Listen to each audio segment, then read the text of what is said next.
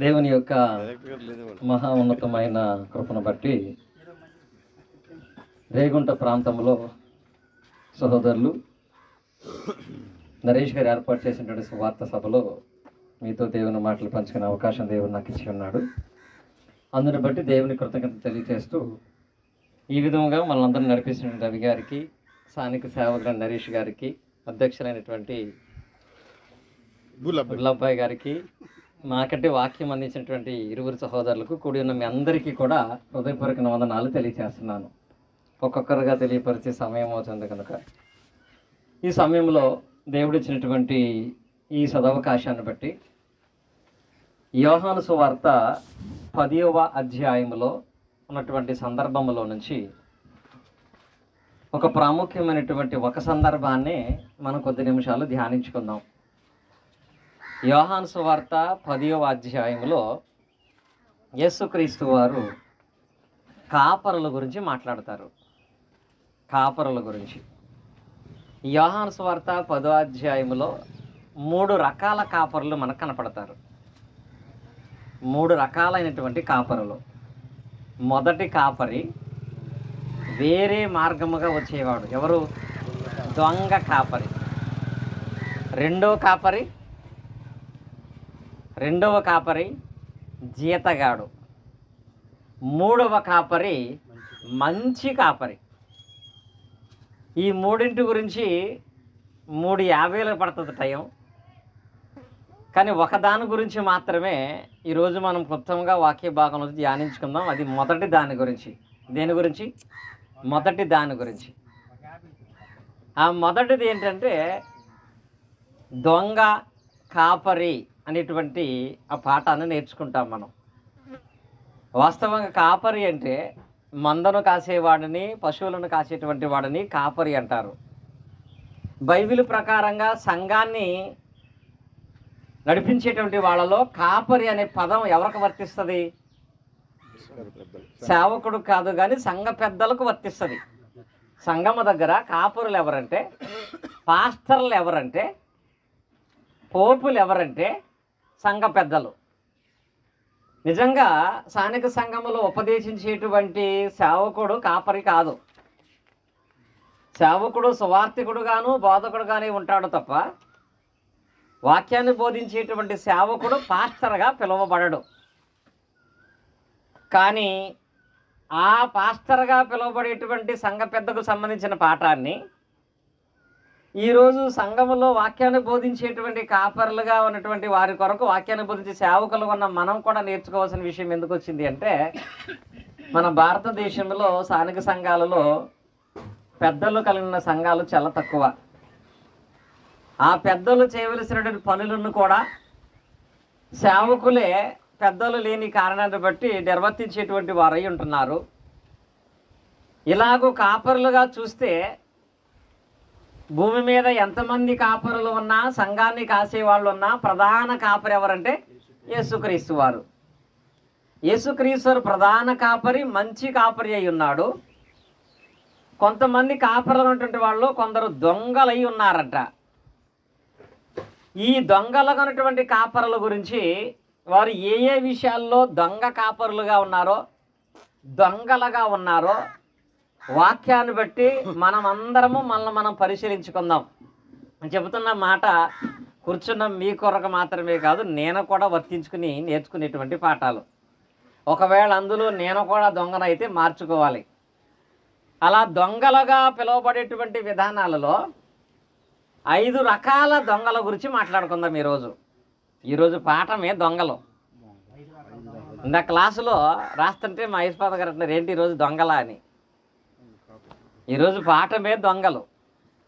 దొంగలు అనేటువంటి పాఠంలో కూడా దొంగలున్నారు జాగ్రత్త అనే పాఠం కాదు, దొంగలు జాగ్రత్త అనే పాఠం. రెండుకి తేడా ఏంటో తెలుసా? దొంగలున్నారు జాగ్రత్త అంటే దొంగలు జాగ్రత్త పడరు, దొంగల గురించి మనం జాగ్రత్త పడాలి.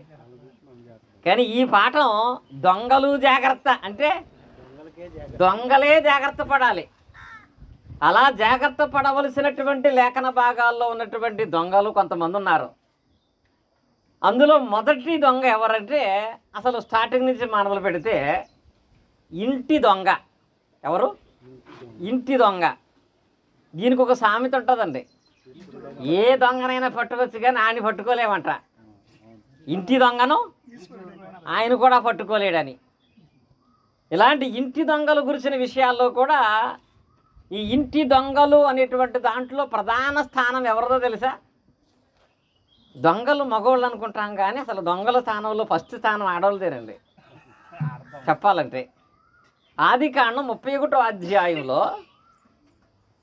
యాకోబు భార్య ఒక దొంగతనం చేసింది. నిజంగా ఆ దొంగతనాన్ని ఎవ్వరు పట్టుకోలేకపోయారండి. ఆదికాండము 31వ అధ్యాయం మనం చూసినట్లయితే అక్కడ ఉన్నటువంటి లేఖన భాగంలో యాకోబు గారు ఇద్దరు స్త్రీలను వివాహం చేసుకున్నాడు, లేయా, రాహేలు. వీళ్ళిద్దరి యొక్క తండ్రి ఎవరంటే లాబాను. లాబానికి ఇద్దరు కూతుర్లు ఉన్నారు. ఇద్దరు కూతుర్లను కూడా యాకోబే వివాహం చేసుకున్నాడు 14 సంవత్సరాలు కొలువు చేసి. మరి దేవుడు యాకోబును ఆశీర్వదించిన తర్వాత యాకోబు తన ఆస్తి అంతా తీసుకుని తన ఇంటికి అనగా తన స్వదేశానికి కానాను దేశానికి వెళ్ళిపోతానని చెప్పినప్పుడు లాబాను ఒప్పుకోలేదండి. ఎందుకో తెలుసా? యాకోబు నువ్వు ఉంటే అది ఆశీర్వాదం, నువ్వు ఏ స్థలంలో ఉంటే ఆ స్థలాన్ని దేవుడు ఆశీర్వదిస్తున్నాడు కనుక నీవు ఎంత ఆస్తిని సంపాదించిన వాడైనా ఇక్కడే ఉండాలని నియమం పెట్టాడు. దేవుడు ఆశీర్వదించిన దాన్ని బట్టి ఆస్తిపాస్తులు చూస్తే లాబాను ఆస్తి కంటే యాకోబు ఆస్తి ఎక్కువైపోయింది. లాబాను ఆస్తి కంటే యాకోబు ఆస్తి ఎక్కువ ఎలా అయిపోయిందో అందరికీ మనకు ఒక చరిత్ర తెలుసు, దాని దగ్గర నేను వెళ్ళను. కానీ ఎప్పుడైతే యాకోబు ఆస్తి ఎక్కువగాను లాబాను ఆస్తి తక్కువగా ఉందో లాబాను కొడుకులకి యాకోబు మీద ఈర్ష్య పుట్టి వాళ్ళ మాటలను బట్టి లాబాను కూడా యాకోబును ఒక రకమైన బాధాకరమైన చూపు చూసినప్పుడు అప్పుడు యాకోబు ఈ భార్యల దగ్గరికి వెళ్ళి మీ నాన్నగారిని మనల్ని పంపడు కానీ చెప్పబెట్టకుండా మనమే ఊరు వదిలిపెట్టి వెళ్ళిపోదామని మొత్తం తనకున్నటువంటి పశువులను మందలను తీసుకుని తన భార్యను తీసుకుని యాకోబు గారు ఊరు వదిలి వెళ్ళిపోయాడు. ఇలా వెళ్ళిపోయేటప్పుడు ఈ రాహేలు చేసింది దొంగతనం. ఏం దొంగతనం చేసింది తెలుసా? గృహదేవతలు. లాబాను ఇంట్లో ఉన్నటువంటి గృహదేవతలను దొంగిలించి అనే పదం ఉంటుంది. లాబాను ఇంట్లో ఉన్నటువంటి ఆ గృహదేవతను దొంగిలించి ఆ సామాన్లో పెట్టుకుని ఈమె బయలుదేరి వెళ్ళిపోయింది. ఆ తర్వాత లాబానుకు తెలిసి యాకోబు వెళ్ళిపోతున్నాడని తెలిసి అతను వెతుక్కుంటూ వచ్చి ఒక రకంగా యాకోబు మీద యుద్ధం చేద్దామనుకున్నాడు లాబాను. కానీ మధ్యలో దేవుడు అతను జోనికి వెళ్ళొద్దు, అతనికి ఈ హాని తలపెట్టొద్దని చెప్పినప్పుడు యాకోబు దగ్గరికి లాబాను వెళ్ళి మాట్లాడతా, సరే నువ్వు నిజంగా వెళ్ళిపోవాలి, మా తండ్రి ఇంటికి ఖచ్చితంగా వెళ్ళాలి అంటే నేనే పంపించేసేవాడిని కదా, ఎలాగా? చక్కగా మధ్యలు వాయించి నాట్యం చేపించి నా కూతుర్లు ముద్దు పెట్టుకుని చక్కగా సాంప్రదాయ ప్రకారంగా పంపించేవాడు కదా, ఇలాగ చెప్పా పెట్టకుండా ఎందుకు వచ్చేసావు అంటే నువ్వు నిజంగా ఇంత మంచోడు కాదనుకున్నాను మావయ్య అన్నాడు. నెక్స్ట్ పాయింట్, వెళ్ళిపోయేవాడు నా దేవతలు ఎందుకు వచ్చినాయి నీకు అన్నాడు. నా దేవతలు ఎందుకు పోవాల్సి వచ్చింది అన్నాడండి. అప్పుడు యాకోబు కోపం వచ్చింది. నువ్వు అన్నట్టుగా నీ ఇంటిలో దేవదత్తులను మా వారు ఎవరైనా దొంగతనం చేస్తే దొంగతనం చేసిన వాడిని ఇమీడియట్లుగా చంపేస్తా నేను, ఆడు ఎవరైనా సరే ఈ దొంగతనం చేసినటువంటి వాళ్ళని చంపేస్తానన్నాడండి. నిజమే, దాసీలో పనివాళ్ళు దొంగతనం చేసి దొరికేసేవాళ్ళు. ఇంతకీ దొంగతనం చేసింది ఎవరు? ఇంటామ దొంగతనం చేసి యాకోబు ఎప్పుడైతే నా ఇల్లు వెతుక్కో, నా మనుషులందరినీ వెతుక్కో, ఎవరి దగ్గర ఉంటే వాడిని నువ్వు చంపేయచ్చు అని చెప్పాడో, వెళ్ళి ఈ లాబాను అతని మనుషులందరితో అందరి గొడాలను వెతుకుతూ రాహేలు గొడారంలోకి వచ్చేటప్పటికి రాహేలు ఆ దేవతల ఫోటోలు తీసుకుని ఒంటెల మీద వేసేటువంటి సామానం మీద వేసి ఆ సామానం మీద ఏమో కూర్చుని వీళ్ళ నాన్నగారు రాగానే లెగితే తెలిసిపోద్ది కదా, నాన్న నువ్వు వచ్చినప్పుడు నేను లెగలేదని నువ్వేమి కోప్పడద్దు, నేను కడగా ఉన్నాను కనుక లేవలేకపోతున్నానంటే సరే ఏం పర్లేదని చెప్పి మొత్తం అంతా ఎత్తుక్కుని వెళ్ళిపోయాడు ఆయన. అంటే అక్కడ రాహేలు చేసిన దొంగతనాన్ని తన ఇంట్లో ఉన్నటువంటి వాళ్ళు ఎవరో కూడా యాకోబు కూడా కనిపెట్టలేకపోయాడు. కానీ నిజంగా దొరుకుంటే ఆ రోజునే రాహేలు చరిత్ర క్లోజ్ అయిపోయేది. కానీ ఆ తర్వాత దాని ప్రస్తావన ఎక్కడా రాలేదు. అంటే రాహేలు ఇంకా వాటి ప్రస్తావన తీసుకురావటం కానీ వాటిని ఎక్కడో విడిచిపెట్టేసిన పరిస్థితి ఉండేది. లేకపోతే ఎప్పుడు కనపడినా ఏం చేసేవాడు యాకోబు? చంపేసేవాడు. ఇది ఇంటి దొంగతనాన్ని గురించి మాట్లాడేది. ఇది రాహేలు ఇంటి దొంగతనం చేసినటువంటి స్త్రీగా ఉంటే నేటి దినాలలో కూడా కొందరు ఇంటి దొంగలు ఉన్నారు. ఇంటి దొంగలు ఎవరంటే బయటికి వెళ్ళి అనర్గళంగా దేవుని వాక్యాన్ని గొప్ప గొప్ప ప్రసంగాలు చేసి బోధించే వాళ్ళుగా ఉంటారు. కానీ ఇంటిలోకి వచ్చిన తర్వాత కుటుంబంలో వాళ్ళ భక్తి విషయంలో 1% కూడా కనపడదు. అనగా ఇంటివారి విశ్వాసాన్ని దొంగిలించేవాళ్ళు, ఇంటివారి భక్తిని దొంగిలించేవాళ్ళు, ఇంటివారి రక్షణను దొంగిలించేటువంటి వాళ్ళు అయి ఉంటారు.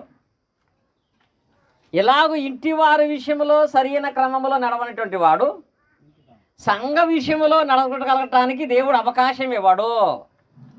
ఎప్పుడూ కూడా మన ఇల్లు ఫస్ట్, కుటుంబం తర్వాతే సంఘము, తంగం తర్వాతే ఇతర స్థానిక సంఘాలు.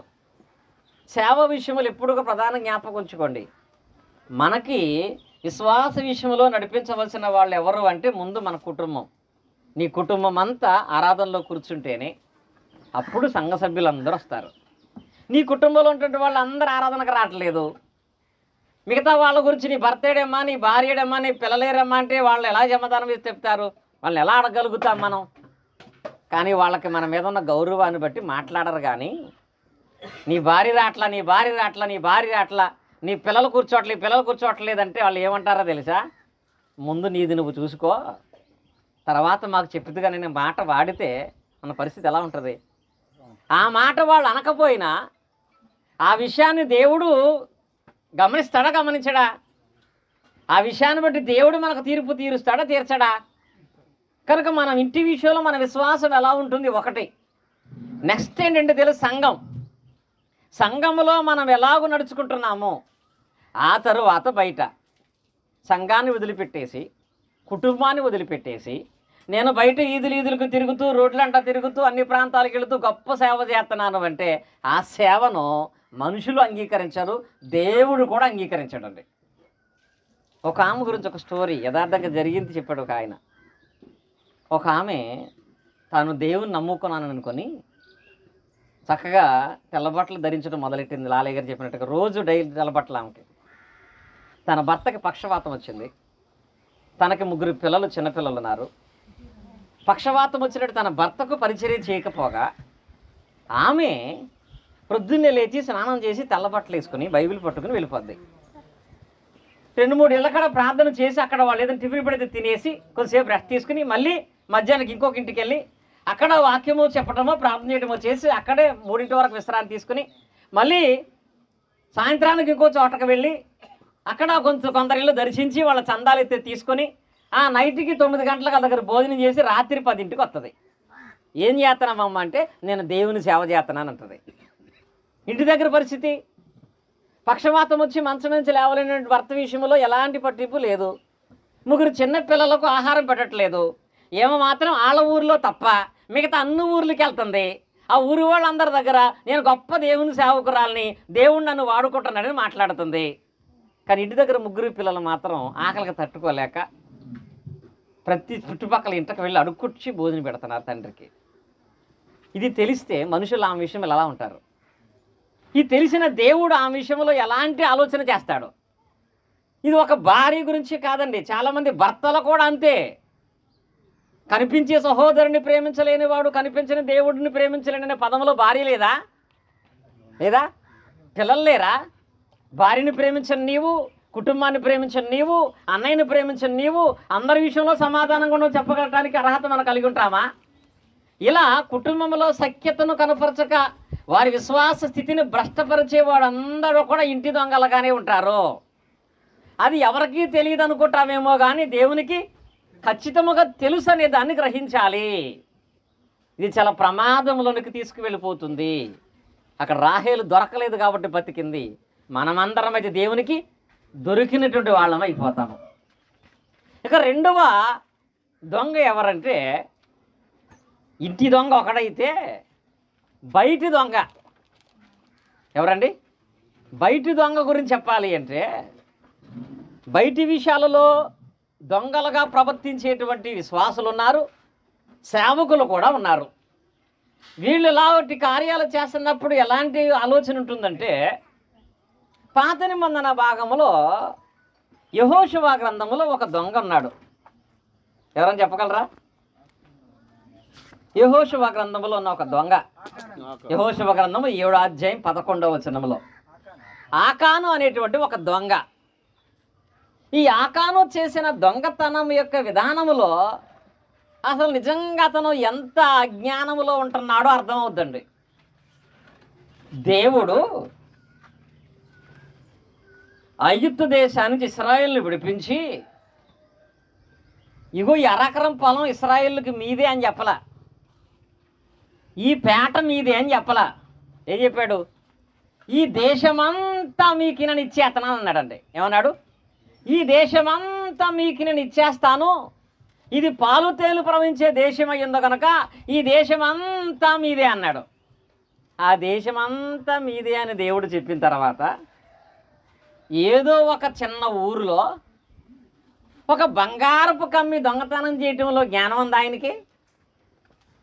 బంగారపు దొంగతనం చేయడం జ్ఞానం ఉంటామంటే, ఇప్పుడు ఇక్కడ గులాబాయి గారి పెద్ద బ్యాగు అందరికంటే పెద్దది.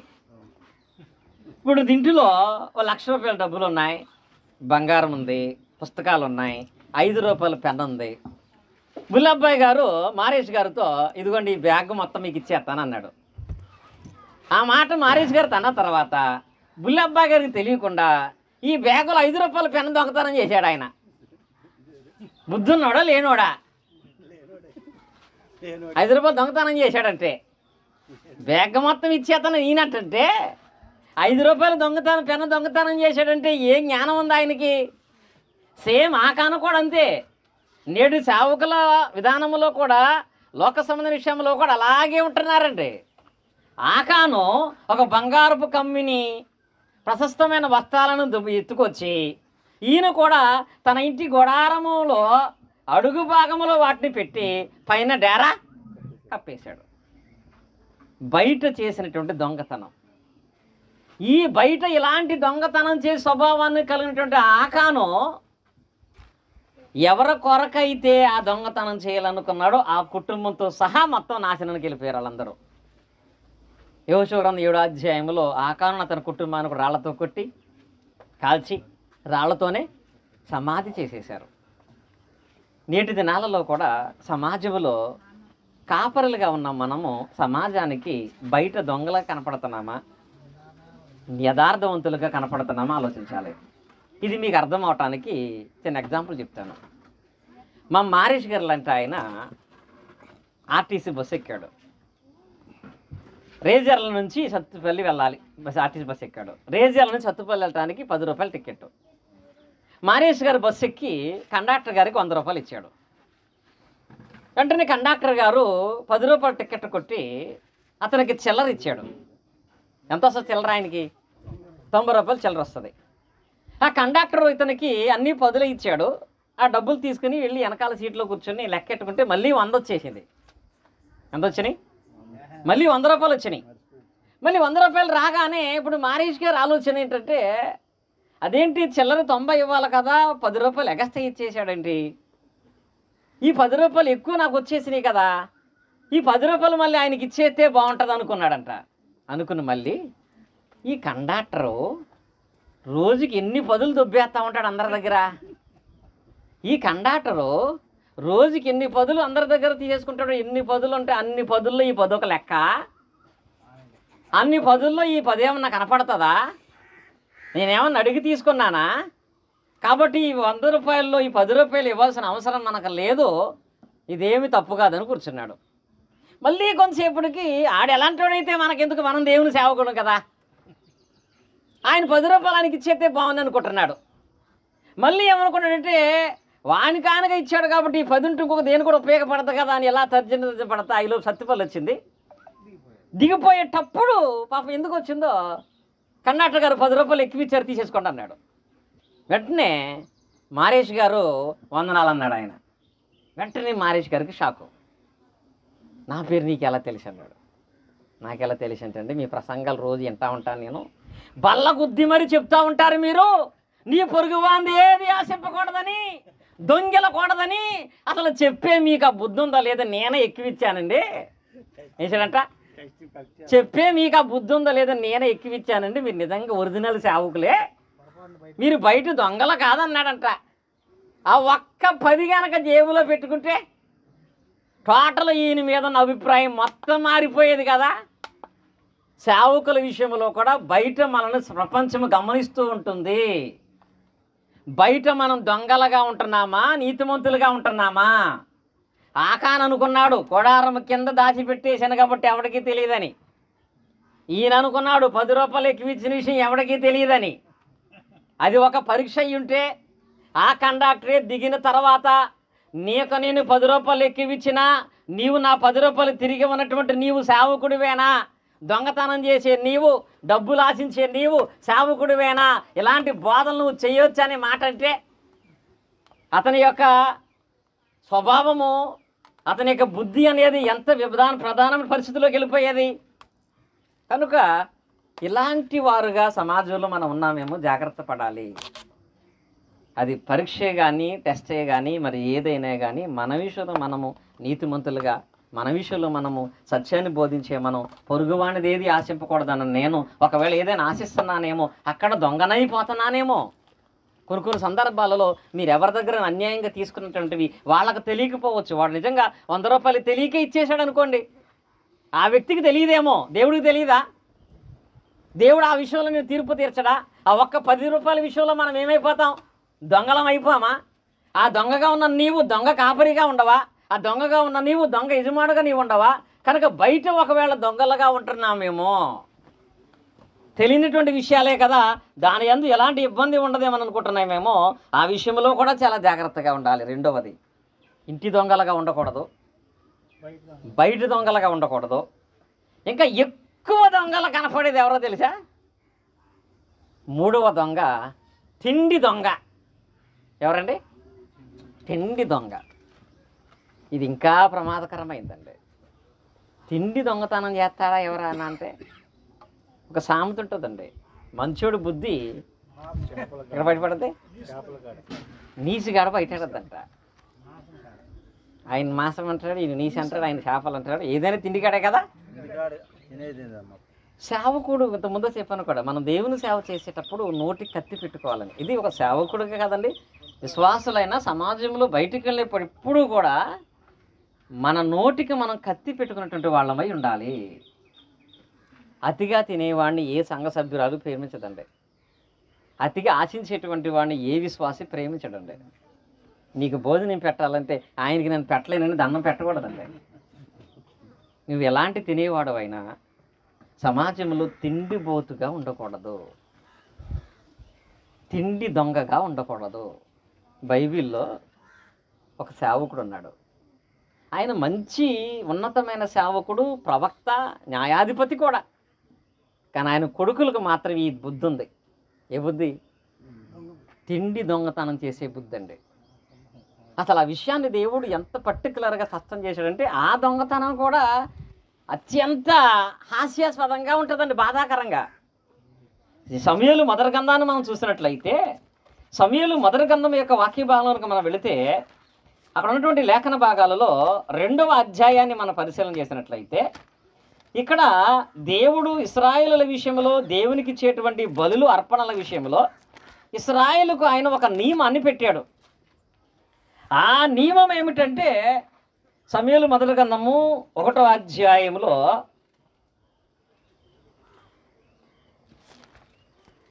2వ అధ్యాయం 12 నుంచి 17 వచనాలు మీరు చదువుకుంటే అర్థమవుతుంది. ఇక్కడ పెట్టిన నియమం ఏంటంటే ఏలీ కుమారులు యాజకులు దేవునికి ఇశ్రాయేలు జనాంగం అనేది బలిగా అర్పణ తీసుకొచ్చేవారు. బలి పశువులు కానీ, గొర్రెలు కానీ, మేకలు కానీ బలిగా తీసుకొస్తారు. దేవునికి బలిగా తీసుకొచ్చినటువంటి వాటి విషయంలో ఆ బలి ఇచ్చినటువంటి వాటిని యాజకులు తినొచ్చా తినకూడదా? బలిచ్చిని దేవునికి బలిచ్చినటువంటి వాటిని యాజకులు తినొచ్చు. ఒక నియమం ఉంది.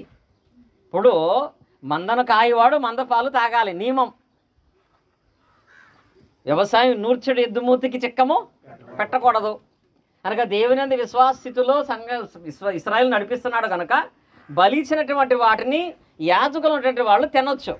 కానీ ఒక నియమం ఏంటంటే, ఒక గొర్రెను బలిచ్చిన తర్వాత బలిపీఠం తీసి దాన్ని తీసుకొచ్చి దాన్ని పాత్రలో వేసి దాని కొవ్వంతా కరిగిపోయేదాకా దాన్ని ఉడకబెట్టాలండి. కొవ్వు కరిగిపోవాలి.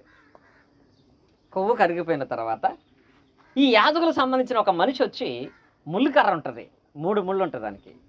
ఆ ముళ్ళుకర్ర పట్టుకొచ్చి ఆ పాత్రలో గుచ్చుతాడు. గుచ్చితే ఏమవుతుంది, ఆ మాంసం ముక్కలు దానికి గుచ్చుకున్నప్పుడు అలా ముళ్ళుకర్రతో గుచ్చి, అంటే ఉడికిన తర్వాత ఆ ముళ్ళుకర్రతో గుచ్చి ఆ మాంసం పట్టుకెళ్ళి యాజకుడు ఎంత కావాలో అంత తీసుకోవచ్చు. ఇది నియమం. ఇది దొంగతనం కాదు. కానీ ఏలీ కుమారులు ఏం చేసేవాళ్ళంటే, బలి అర్పించిన తర్వాత దాన్ని ఉడకబెడితే కొవ్వు పోతుందని, ఏం చేస్తే ఉడకబెడితే కొవ్వు పోతుందని వాళ్ళు అర్పణ పట్టుకొచ్చి దేవునికి ఇవ్వక ముందే మధ్యలోనే వాళ్ళు మాంసం తీసేసుకునేవాళ్ళంట. మధ్యలోనే వాళ్ళు మాంసము తీసుకొని దేవునికి అర్పణ ఇవ్వకుండానే వాళ్ళు దాన్ని తింటున్నటువంటి విధానాన్ని చూసి అక్కడ వాక్య భాగంలో ప్రజలందరూ కూడా చూసినట్లయితే వాళ్ళంట చూడండి 17వ వచనంలో, అందువలన జనులు యెహోవాకు నైవేద్యము చేయుట యందు అసహ్యపడుటకు ఆ యవనస్సులు కారణమయ్యిరి. గనుక వారి పాపం యెహోవా సన్నిధిలో బహు గొప్పదైంది. అంటే న్యాయ ప్రకారముగా ఇచ్చిన తర్వాత తినకుండా ముందుగానే ఆతురత పడి తిండి విషయంలో ఇలాంటి స్వభావాన్ని కలిగి ఉంటాన్ని బట్టి నిజంగా అలాంటి పిల్లలు కలిగినందుకు ఏలియాకు సంపూర్ణమైనటువంటి శోకం వచ్చింది. ఏలీ కుమారులు కూడా అత్యంత భయంకరంగా యవన కాలంలోనే చనిపోయారు. కారణం, వాళ్ళు తిండి విషయంలో తమను తాము కంట్రోల్ చేసుకోకపోవటాన్ని బట్టి. తిండి విషయంలో కంట్రోల్ లేని వాళ్ళని చెప్పాలంటే దేవుడైతే మనుషులు అండండి. కంట్రోల్ లేకుండా తినేవి కొన్ని ఉన్నాయంట. ఏంటయ్యి? అలాగే చెప్పారు మీరు చక్కగా. యెషయా గ్రంథం మనం చూసినట్లయితే 56వ అధ్యాయం 11వ వచనం చూడండి. యెషయా గ్రంథము 56వ అధ్యాయం 11వ వచనం, 56:11 తీసుంటున్న వాళ్ళు చదవండి.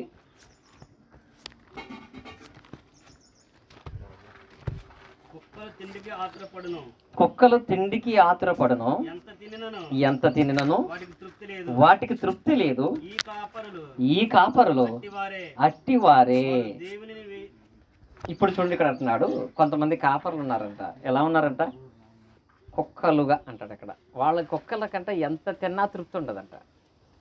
అందుకే తిని తిని తిని మళ్ళీ ఏం చేస్తాయి, కక్కేసి మళ్ళీ కక్కేసినా అప్పటికి బుద్ధి రాదు అటుకి, ఇంకా మళ్ళీ తింటా ఉంటాయి. ఆ బుద్ధి కుక్కలకు ఉంది, కాపర్లకు ఉండకూడదు అంటాడు. ఎలా ఉండకూడదు? కాపర్లు ఉన్నటువంటి వాళ్ళకి మీకు ఉండకూడదు. ఆ బుద్ధి ఏలీ కుమారులకు ఉంది కాబట్టి యవ్వన కాలంలోనే వాళ్ళ జీవితాలు నాశనం చేసుకున్నారు. కనుక మీరు తిండి దొంగలుగా కనపడకూడదు అని వారి జీవితాన్ని బట్టి యెషయా గ్రంథంలో కూడా తెలియపరచడాన్ని బట్టి కూడా మనకు వివరిస్తున్నాడు.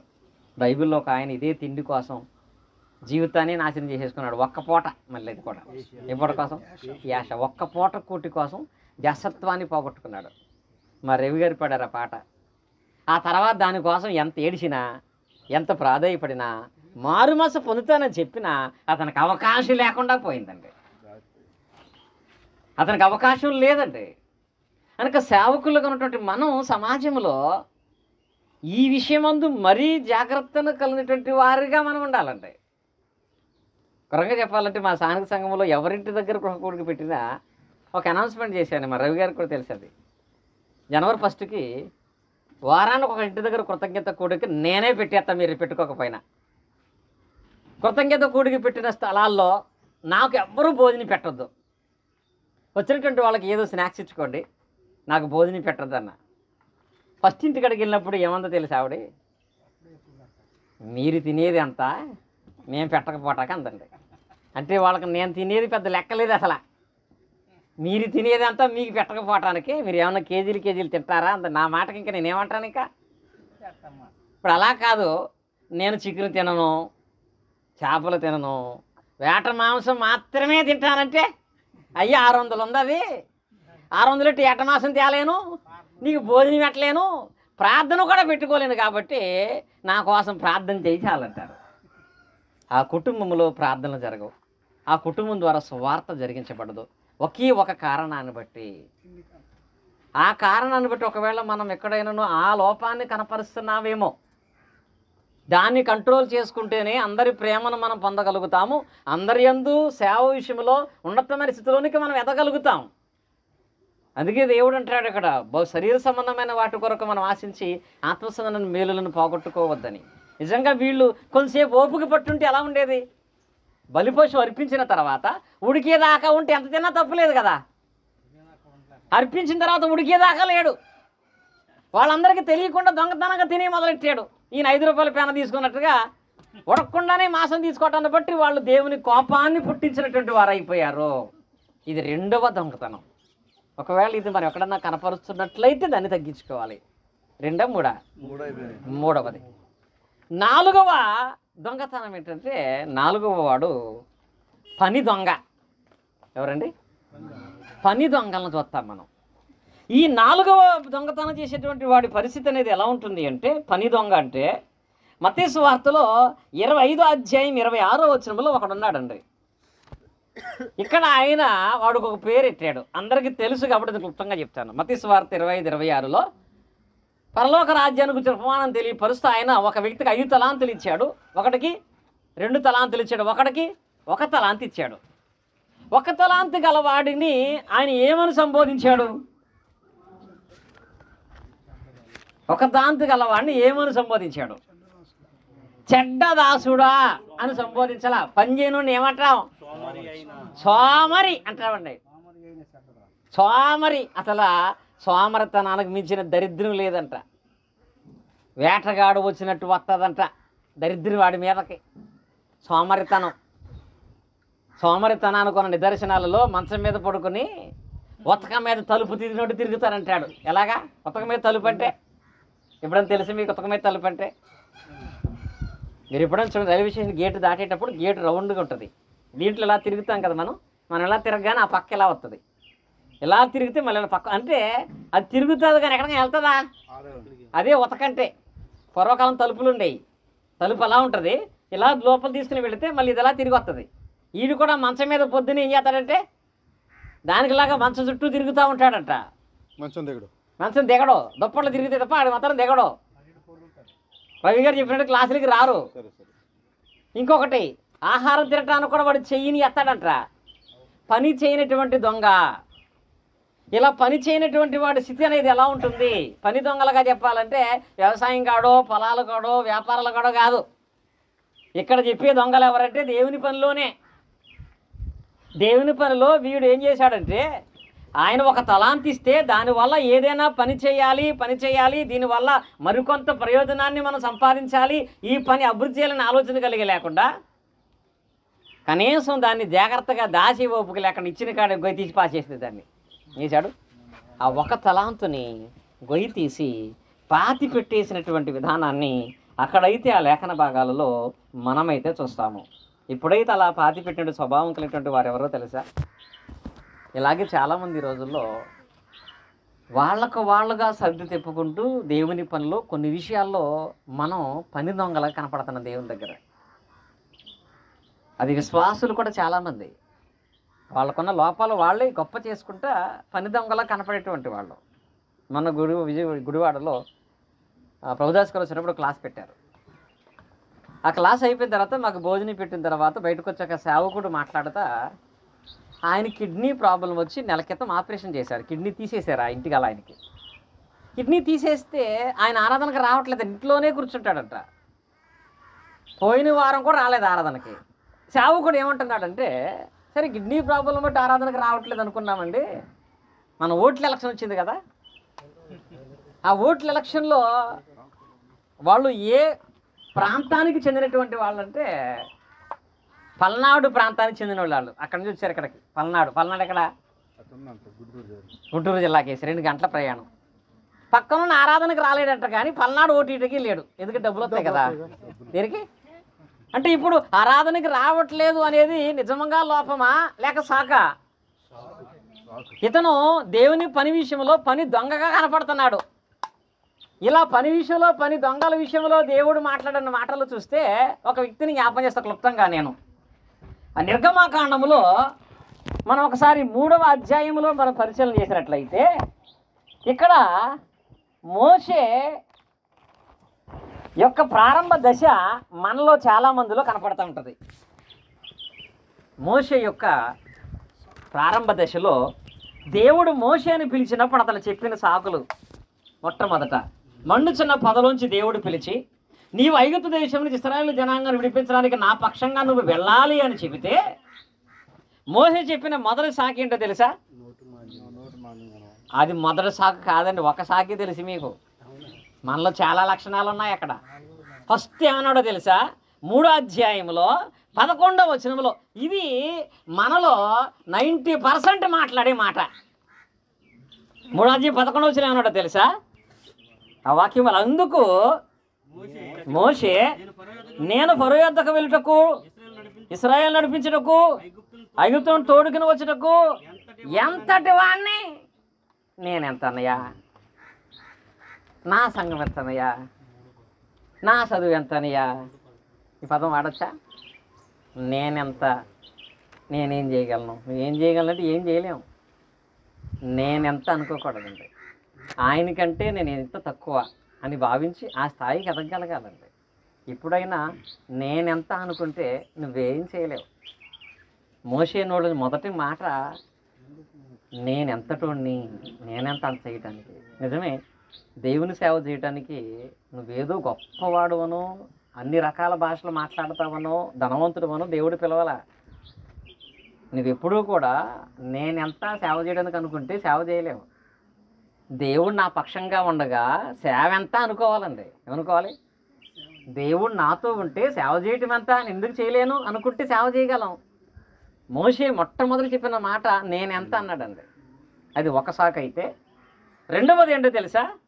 నేనెంత అన్నటువంటి ఆయనకి నువ్వెంతో నేను చెప్తానులే అని చెప్పాడు దేవుడు. ఆ తర్వాత 3వ అధ్యాయం 13వ వచనంలో నెక్స్ట్ మోషే అడిగిన మాట ఏంటో తెలుసా? సరే నేనెంతో నాకు అర్థమయ్యింది, కానీ నువ్వెంతో వాళ్ళకెలా తెలిసి అన్నాడు. ఎవరికి? ఇశ్రాయేలుకి కానీ ఐగుప్తులు కానీ నువ్వెంత ఎలా తెలిసి వాళ్ళకి? నువ్వెవరో తెలియకుండా నేనే వెళ్ళను అక్కడికి అంటే నా గురించి తెలిసి చెప్ప బాగానే ఉంది, నీ గురించి వాళ్ళకి తెలియదు కదా అని అక్కడ అడిగాడు కదా. నీ పేరేంటి అన్నాడు. రెండవ మాట నీ పేరేంటి అని అడిగాడు. మూడవది ఏంటో తెలుసా? ఎంత చెప్పినారు దేవుడు ఏమని తెలుసా? నా పేరేంటి అడుగుతున్నావేంటి అంటే, మోషేతో దేవుడు మాట్లాడుతున్నప్పుడు మోషే ఏమన్నాడంటే, ఇశ్రాయేల్ దగ్గరకు వెళ్ళి మీ దేవుడు నన్ను పంపించడని చెప్పమంటే, మోషే నీ దేవుడు అన్నావు కదా, అసలు నువ్వు ఏ దేవుడు అని అడిగాడు అక్కడ. అప్పుడు అన్నాడు ఆయన, ఏ దేవుడేంటి? ఉన్న దేవుణ్ణి నేను ఉన్నవాడను అనువాడనై ఉన్నాను. అబ్రహాము దేవుణ్ణి, ఇసాకు దేవుణ్ణి, యాకోబు దేవుణ్ణి, నిరంతరము నేనే దేవుణ్ణి వెళ్ళమన్నాడండి. రెండోది అయిపోయింది కదా. నువ్వెంత నువ్వు అనుకోవద్దు, నీ పక్షంగా నేను ఉంటానన్నాడు. సరే మరి నువ్వే దేవుడు అంటే ఏం చెప్పమంటే, ఉన్న దేవుణ్ణి నేను, నిరంతరము నేనే దేవుణ్ణి అన్నాడు. మూడోది ఏమన్నాడు తెలుసా? నువ్వు ఎంత చెబుతున్నావు కానీ నేను వెళ్తే వాళ్ళు నమ్మరు అన్నాడండి. ముందే మనోళ్ళు ఏం చేస్తారు? వాళ్ళు వినరులేండి, వాళ్ళు మారలేండి, వాళ్ళకి అర్థం అవ్వదులేండి, వాళ్ళు రారులేండి అని ముందే మనం ఏం చేయకూడదు?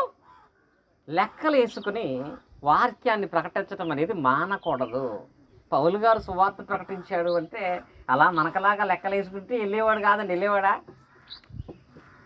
ఇక్కడి నుంచి అక్కడికి వెళ్ళాలా? 100 రూపాయలు పెట్రోల్ వద్ది, మనకెక్కడ వద్ది? వాళ్ళ ఇంట్లో వాళ్ళు వింటారా? వాళ్ళు మనం చెప్తే వాక్యం వింటారు అనుకుంటే దేవుని పని జరిగించలేమండి. ఇక్కడ అంటున్నాడు వాళ్ళు నమ్మరు అన్నాడండి అక్కడ. మూడవ సాకు ఏంటంటే 4వ అధ్యాయం 1వ వచనం చూడండి. అందుకు మోషే హెచ్చరించము, వారు నన్ను నమ్మరు అనే పదాన్ని వాడాడండి. నన్ను నమ్మరు అన్నాడు. నమ్మరా? నిన్ను నమ్మటానికి నువ్వు చెప్పేది నీ మాటలు కదా, ఎవరి మాటలు? దేవుని మాటలు. దేవుని యందు విశ్వాసం కలిగి ఉంటే ఆ నమ్మకాన్ని దేవుడే కలగజేస్తాడు కదా. నిన్ను నమ్మరని నీవెలా అనుకుంటున్నావు?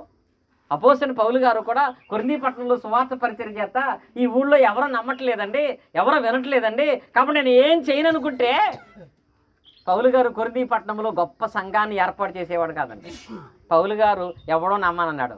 దేవుడు ఏమంటే తెలుసా, ఈ ఊర్లో నాకు అనేకమైన జనాంగం కనపడతారని చెప్పినప్పుడు వెళ్ళిపోదాం అనుకున్న పౌలు గారు సంవత్సరాల పరిచర్య చేశాడు, గొప్ప స్థానిక సంఘాన్ని ఏర్పాటు చేశాడు. నేటి దినాలలో మనం ఎంతవరకు ప్రయత్నం చేయగలం అంతవరకు చేసి డిసైడ్ అయిపోతాం, ఇంకా వీళ్ళైతే నమ్మరు కానీ కుటుంబాలు వినరు కానీ. కానీ విసుగక పరిచర్యలోకి దేవుని పని చేయడానికి మనం ముందుకు వెళితే దేవుడే నడిపిస్తాడు.